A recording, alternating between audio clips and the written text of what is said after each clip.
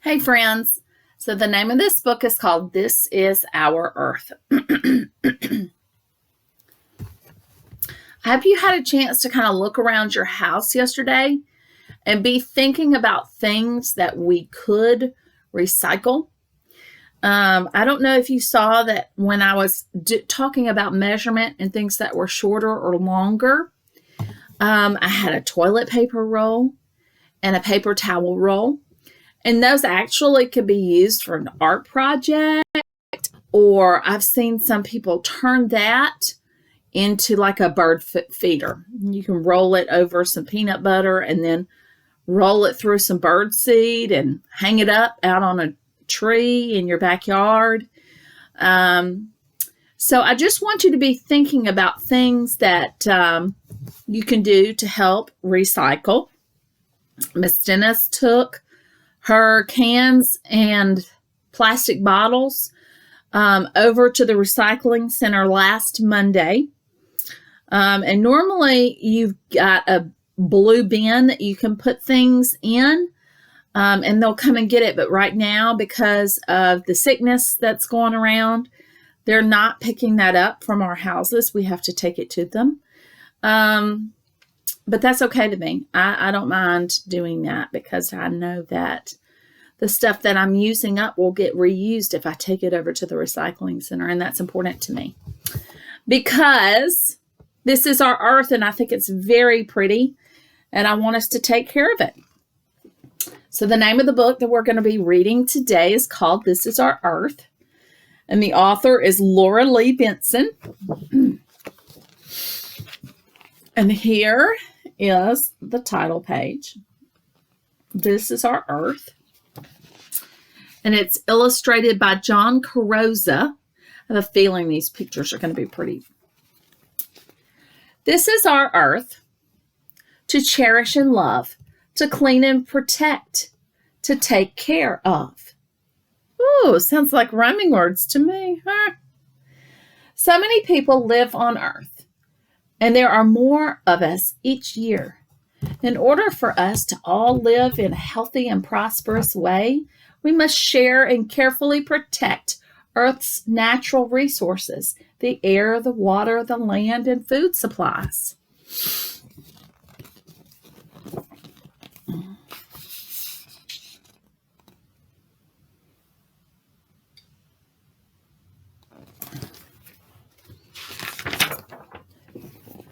From the mountains so high with their rugged terrain to the valleys below in the green grassy plain. Located high up in the Rocky Mountains, the Continental Divide is the imaginary line that separates the eastern rivers from the western rivers.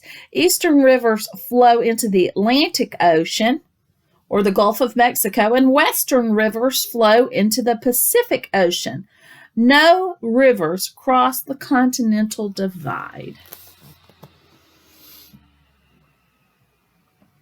So when we recycle, we keep all these bodies of water clean. From the tall wooded forests with their towering trees, and see, those trees are so tall. It says, people benefit from trees in many important ways. Their leaves make oxygen that is a vital ingredient in the air we breathe. The leaves also provide cool shade on hot summer days. Trees play another important role. Paper is made from trees.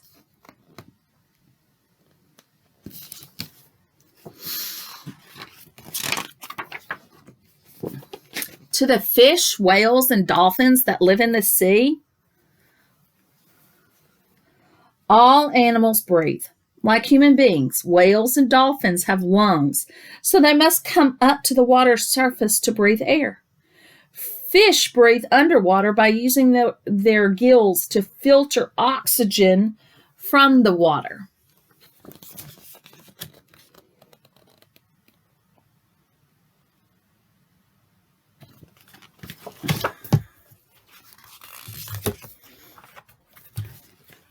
From the deserts of sand where the tall cactuses grow. See, look at all these different places on the earth, right? So pretty. Deserts are dry. They receive less than 10 inches of rain per year. We may think of deserts as vast stretches of land covered by sand. The majority of the world's deserts are not carpets of sand, but are covered with gravel, stones, and scattered boulders.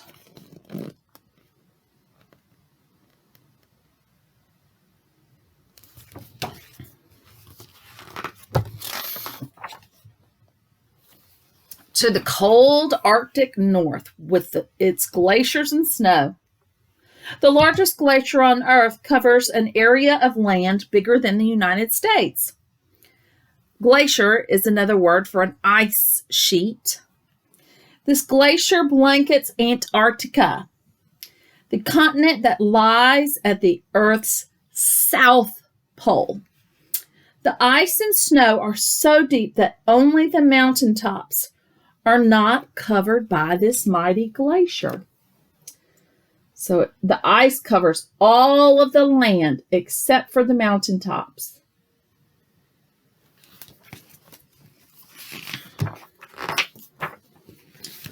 From the rainforest, where the wild parrots call, near the swift-flowing rivers and lush waterfalls, the greatest variety of plants and animals found anywhere on Earth is in rainforests. Living conditions are ideal for plants and animals because there's an absolute abundance of sunlight, rain, and food. Rainforests receive 160 to 400 inches of rain per year. Do you remember how much rain a desert receives? Not that much, maybe 10 inches, right? So a lot less rain in the desert. Let's go back and see. Yeah, it says less than 10 inches of rain per year. To the wide open prairies where elk can be found and thousands of prairie dogs that live underground. The prairie is sometimes described as a sea of grass. There are more grasses than any other form of plant life on the rolling prairie lands. Big blue stem is a species of prairie grass that grows 6 feet tall. That's taller than most people. And that is why you see some of these animals, elk, deer, live on the prairie because they have all the grass that they need to eat and live there.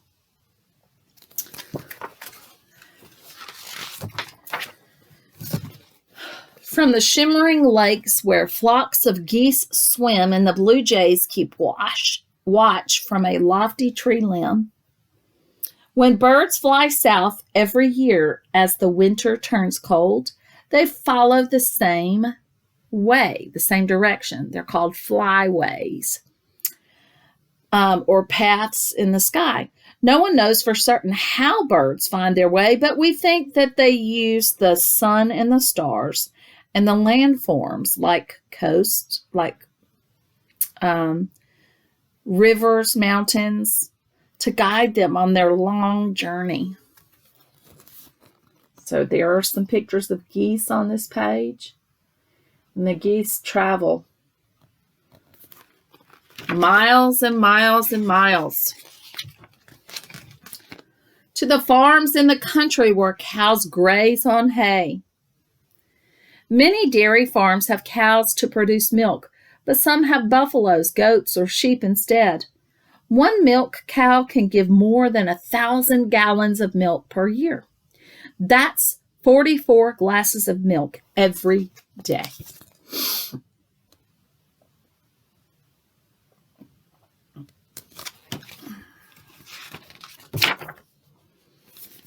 And the parks in the cities where children play.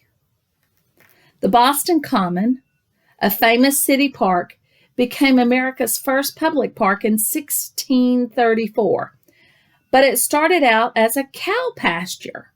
Yellowstone National Park in Wyoming was the world's first national park, established in 1872. So a long time ago.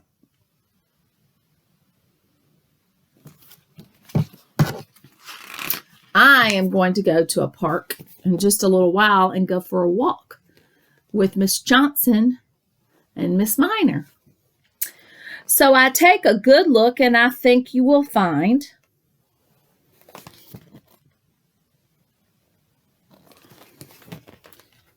look closely at sand. It's really tiny pieces of rock.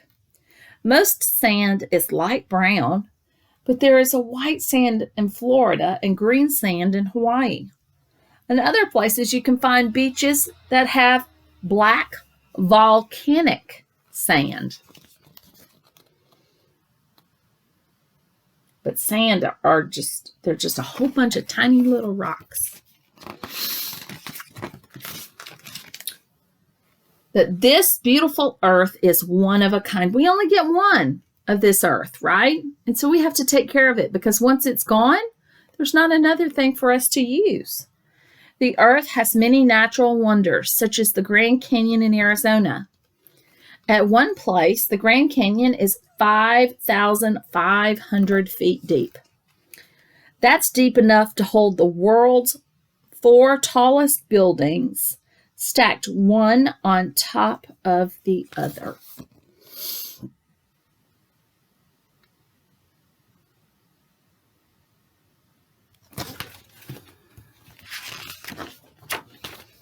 Let's do our share to lend a hand to preserve all we have in this wonderful land.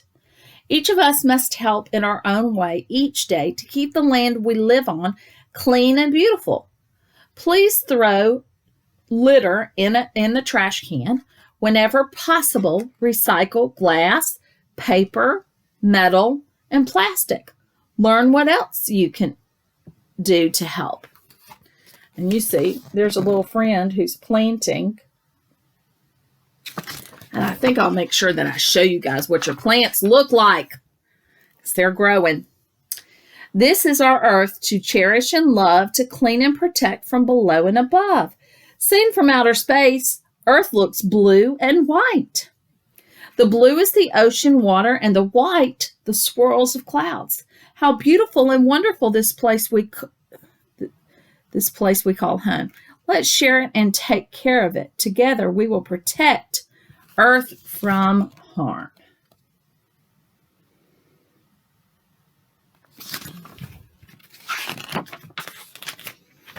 And that's the end. They actually have a song. They put these words to music. All right, guys. We'll chat later. Be thinking about what you can do to help keep our earth clean. Have a great Thursday.